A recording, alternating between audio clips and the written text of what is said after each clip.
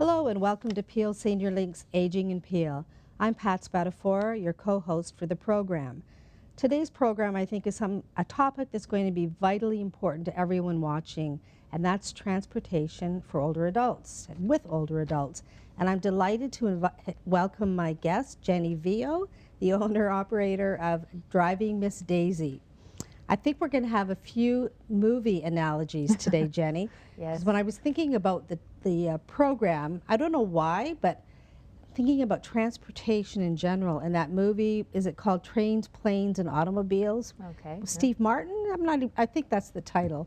And I kept thinking of all of these titles going through my head because obviously there's the connection to Jessica Tandy with Yes. Driving Miss Daisy. Yeah. But before we talk specifically about what you do, we said that we would talk a little bit about transportation in general, which I think is how I started thinking of trains, planes, and automobiles, and how that changes as we age. And, you know, I remember my aunt, for example, when she could no longer drive her own car. Really, for her and for many older adults, when you stop driving, that symbolizes a loss of independence, doesn't it? Absolutely. And part of our goals with Driving Miss Daisy is to help seniors maintain that independence for as long as possible.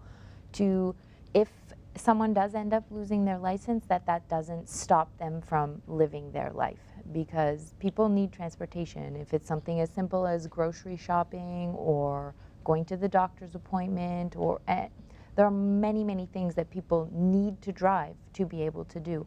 And so if someone does lose their license in the process of aging, we don't want that to end their life, their social life. Yeah. We want them to keep going. So I know the Ministry of Transportation has a lot of tests that seniors have to go through.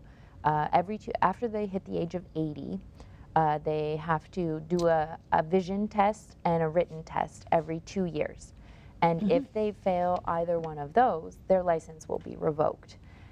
And they can fail those for many different reasons. As anyone gets older, they lose their vision a little bit, and people have to wear glasses, and there are certain sicknesses or diseases that are associated with getting older that you may lose your vision.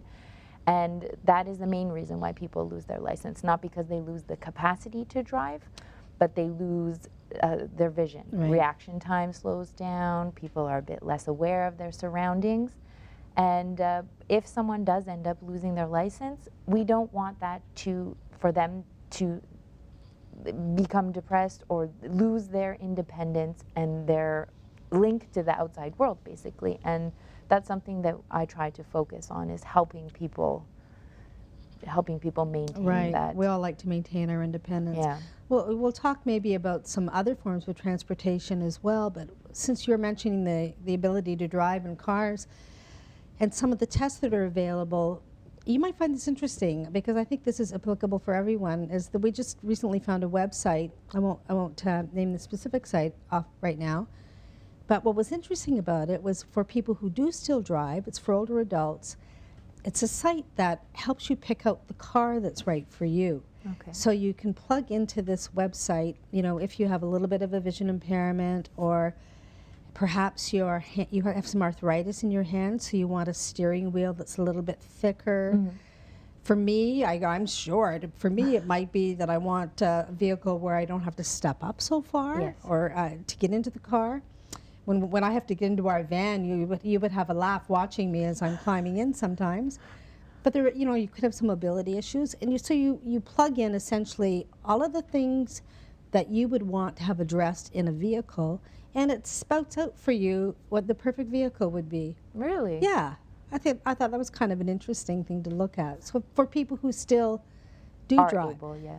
but even though the site talks about seniors driving, I thought, you know what?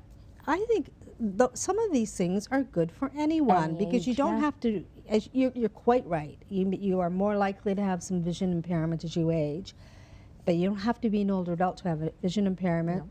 to be short, to have mobility problems, to have arthritis. Yeah. And so it struck me as a site that could be kind of interesting for everyone. Well, it would be interesting to find out what car would be good for you, knowing Exactly. that you're driving something else. It would Yeah, I'm hoping say- mine will be like a Cadillac or something, but I don't know if it would be.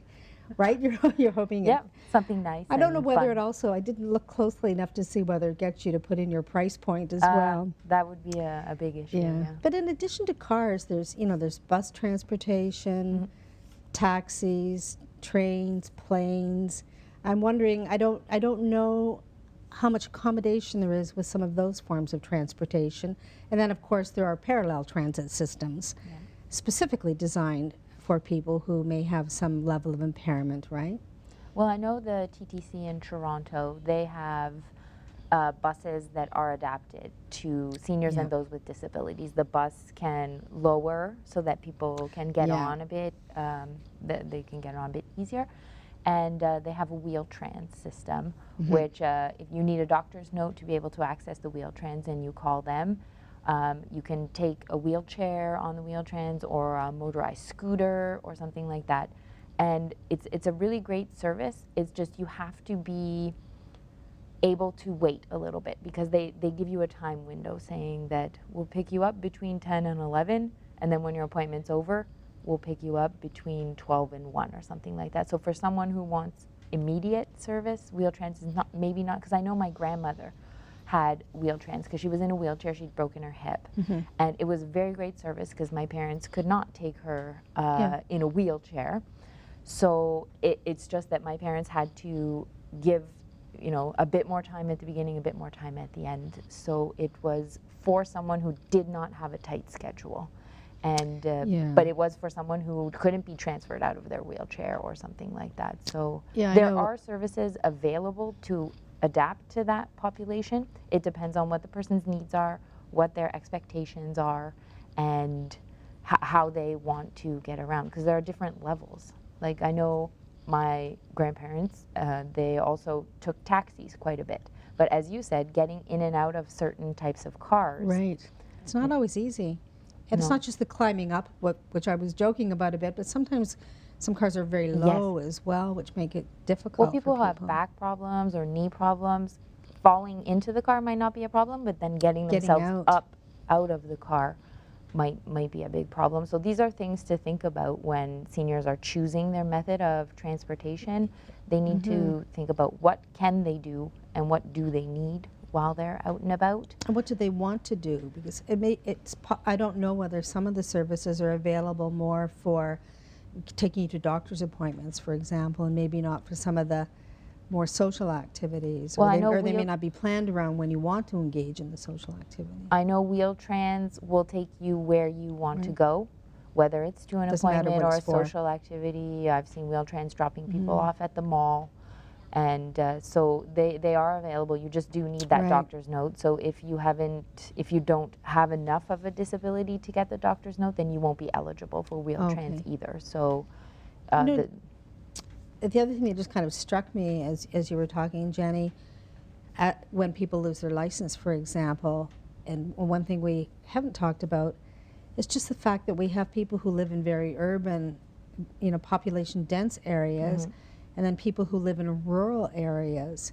And you hear people occasionally talk about, I'd like to retire at the cottage, or I'd like to retire out in the country somewhere.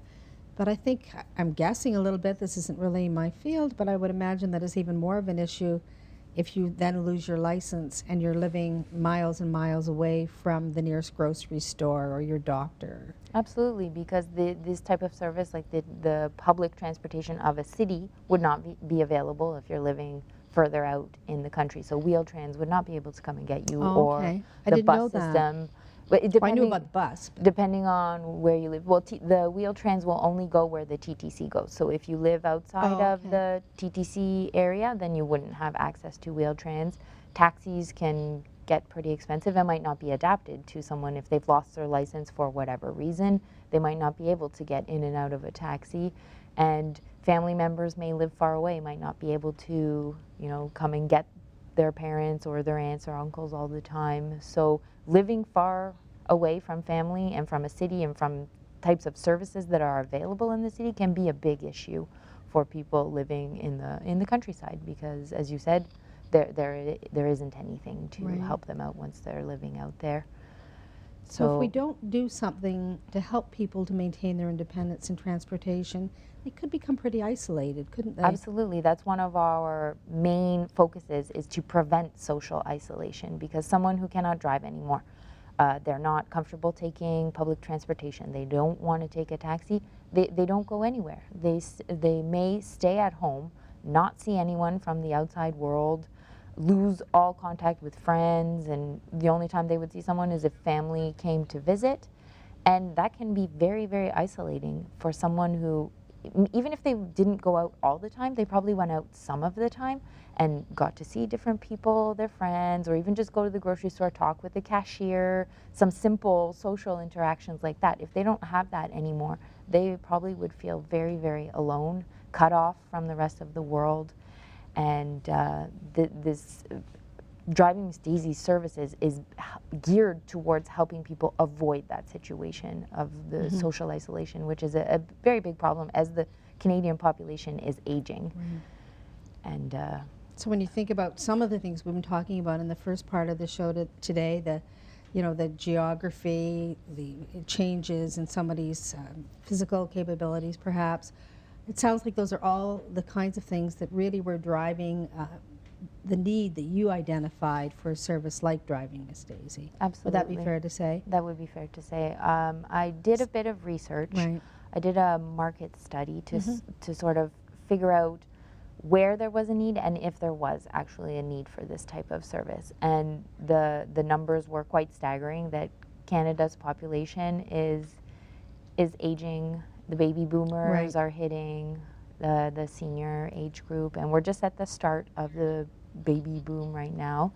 That's right. The oldest of the boomers turned 65 last year. Yeah, and so it will just progressively, there will be more people, and I'm not saying that when people hit 65 they won't be able to go out or anything, but there are people who can't drive as they used to. Right. So okay, Jenny, hold that thought. We're going to be going to the break in a few seconds, and we'll come back and we'll continue this conversation with Jenny VO from Driving Miss Daisy in a few minutes. Thanks so much. That's really great, Jenny. There's lots of things to talk about around transportation. Excellent. is that okay?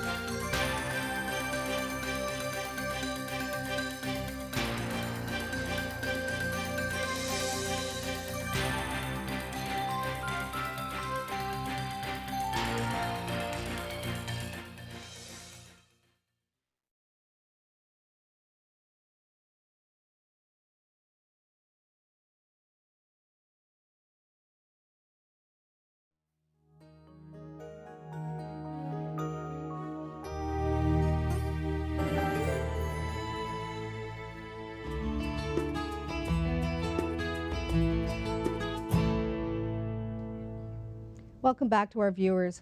We're talking about transportation for older adults in our communities today with Jenny VO from Driving Miss Daisy. I think you gave us, our viewers and myself, a really good sense of some of the motivation behind the business that you've started in the first part of our show today. Let's talk a little bit then about what services you do provide. Our main focus is providing transportation and accompaniment to those who can no longer get around themselves.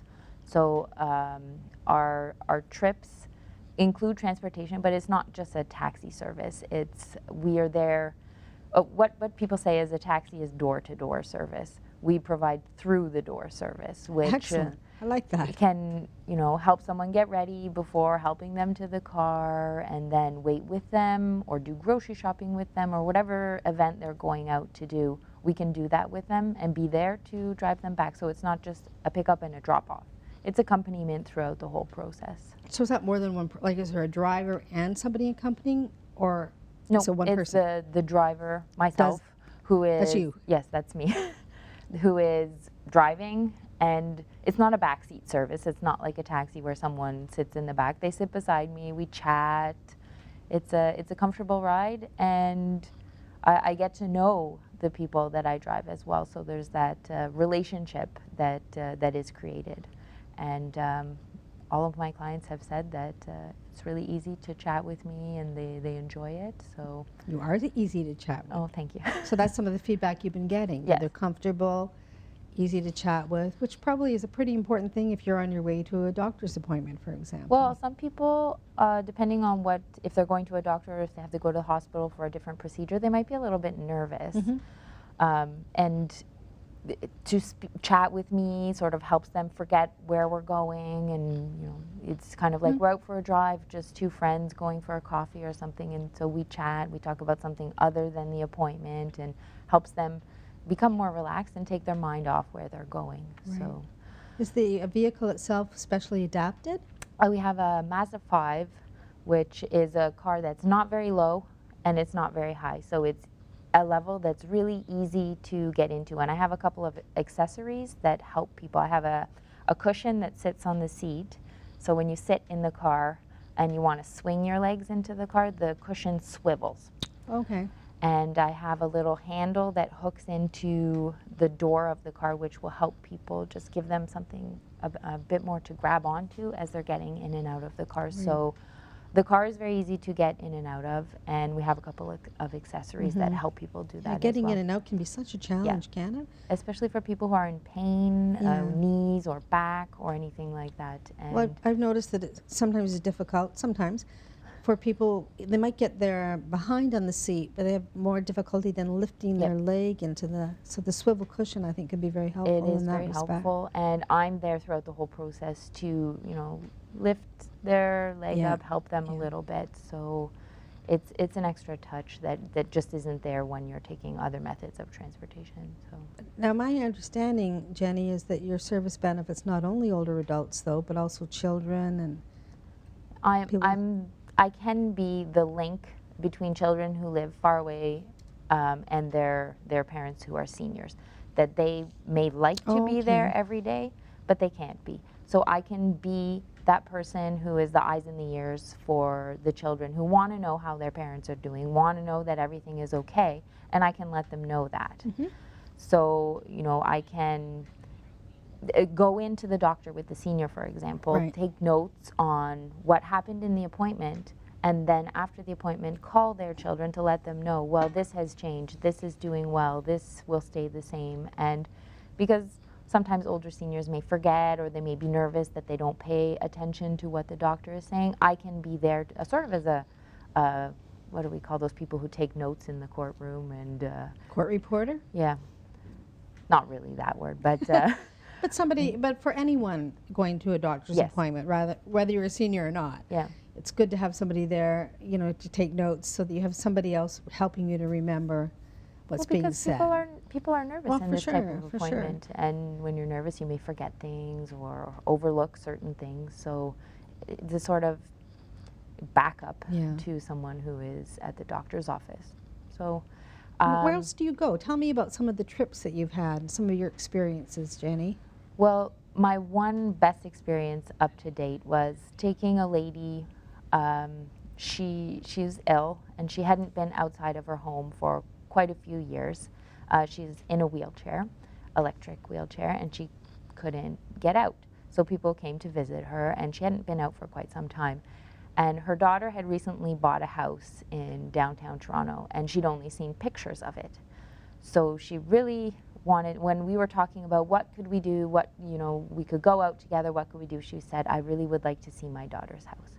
And I said, then that's what we'll do. So we got her in the car. It was very easy. We transferred her, and we drove to her daughter's house. And I haven't seen someone that happy since, I don't know, since I was small and it was Christmas morning. It was, we were driving and she said, oh, I remember that store. I used to go there to do this, and oh, that store is still there. And the joy on her face was incredible. And when we pulled up in front of her daughter's house, she said, oh, I never thought that I would get to see it in real life. I thought I would only see it in pictures. And her daughter wasn't even home. All we did was look at the house from the outside, but I almost felt tears welling up in my eyes to see her so happy just to be able to get out of her apartment. And it was a very great experience. So that is something that I am able to do, take people out for whatever reason. They may not have something specific to do, like they may not have a doctor's appointment, or they may not need to get groceries. They may just want to go for a ride or go see something they haven't seen for a long time, or go see a friend. These are all different ideas of things that I can take people to do.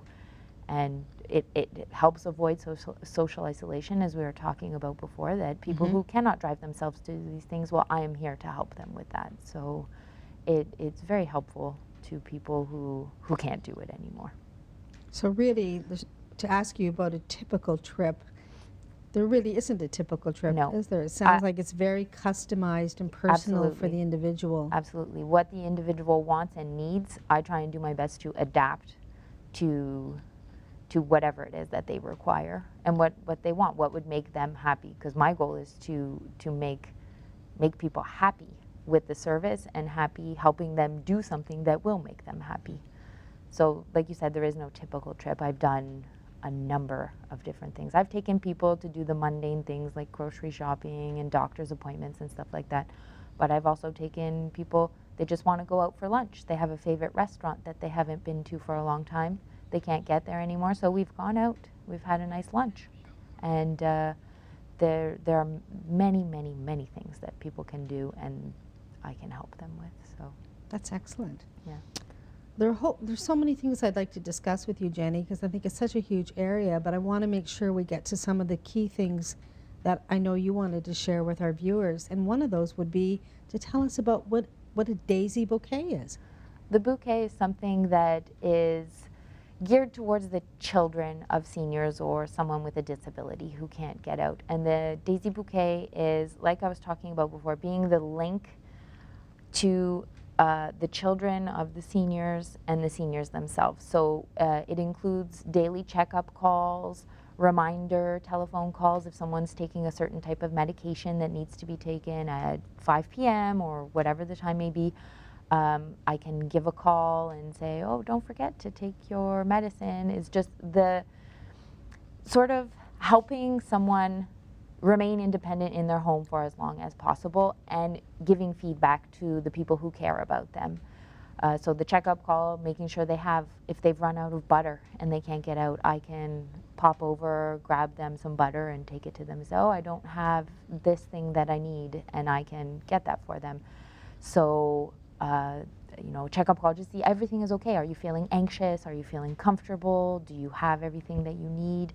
And then relaying that information back to their family members. So the bouquet is really the connection that you're making between the adult children and their older parent. Yep.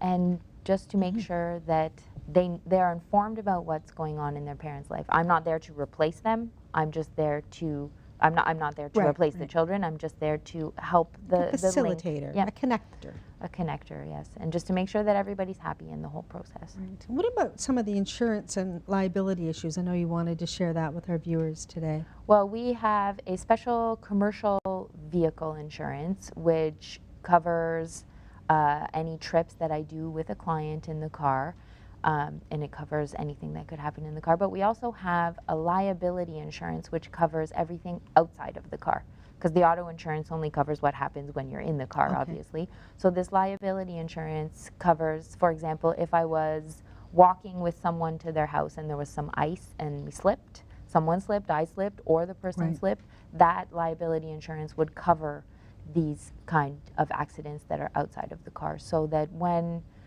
because we need to make sure that we have all aspects covered. We don't want someone breaking a leg and having problems or anything like that. So the insurance covers both in car and out of the car. Okay, that's really important, I think, for our viewers to know. We're going to be wrapping up in a couple of minutes, Jenny, but do you have any thoughts for our viewers on what you see as the future of transportation for older adults in our communities? Well, I see people are able to drive themselves longer and longer in their lives. A lot of people, I had a client who drove until she was 91 years old, which was a great accomplishment. And I see people driving longer, but then I think that there will be more and more things available to those who can no longer drive, because as the population ages, we as a country, we need to adapt to that, and we need to put services in place to help people remain independent, remain happy, and live. Driving Miss Daisy's slogan is accompanying you to a fuller life. So I think we need to help people live their lives, but live a happy life for as long as they can. So I think that there will be more services that start to be available to adapt to that need. I think you're right. It was just going to increase, and in a country as geographically diverse as Canada, that's really important, isn't it? Yeah. I'd like to thank Jenny Vio, and I'd especially like to thank our viewers for tuning into the show today. I've learned a lot about transportation and the services that you provide, and it's been, I think, very informative for our viewers as well. So thank you so much, Jenny. Thank you for having me. It's been great having you, and I think there are going to be lots of changes in the future, don't you? I think so, yes. So please join us again for our next show.